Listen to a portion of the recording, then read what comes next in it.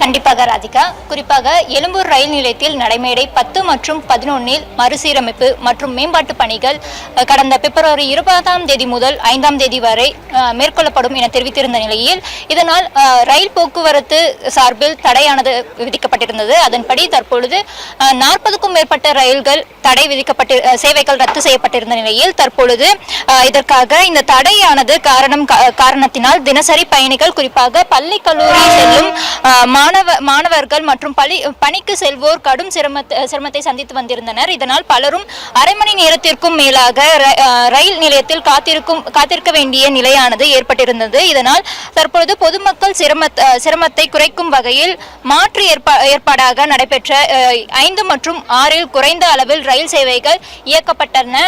இதன்படி குறிப்பாக பயணிகள் நெரிசலானது அதிகரித்ததால் அவை போதுமானதாக இல்லை என பொதுமக்கள் குற்றம் சாட்டியிருந்தன. இந்த நிலையில் நடைமேடை 10 மற்றும் 11 மேற்கொள்ளப்பட்ட பணிகள் திட்டமிட்ட காலத்தில் முன்னதாகவே முடிக்கப்பட்டதால் ரயில் சேவைகள் ஏப்ரல் 5ஆம் தேதி முதல் தொடங்கப்பட இருந்த நிலையில் 2 நாட்களுக்கு முன்பாகவே மீண்டும் இயக்கமானது தொடங்கியுள்ளது. குறிப்பாக தென்னக ரயில்வே வெளியிட்டிருந்த அறிவிக்கையில் அனைத்து பணிகளும் திட்டமிட்ட நேரத்தில் முன்னரே நிறைவு செய்யப்பட்டதால் தடை முன்கூட்டியே நீட்டிக்கப்பட்டு புறநகர் ரயில் சேவைகள் முழுமையாக மீண்டும் செயல்பட தொடங்கியுள்ளன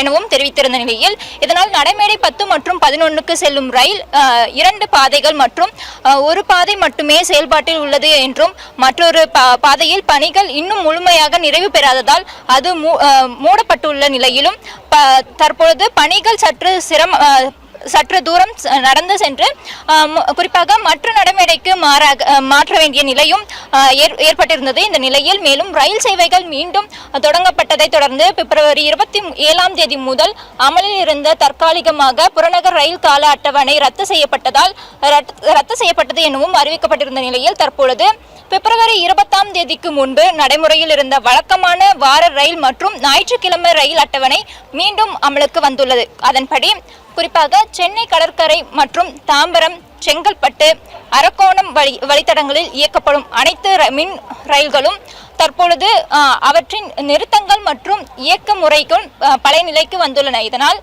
குறிப்பாக தினசரி பயனாளிகள் தற்பொழுது மகிழ்ச்சி அடைந்து வருகிறார்கள். ராதிகா.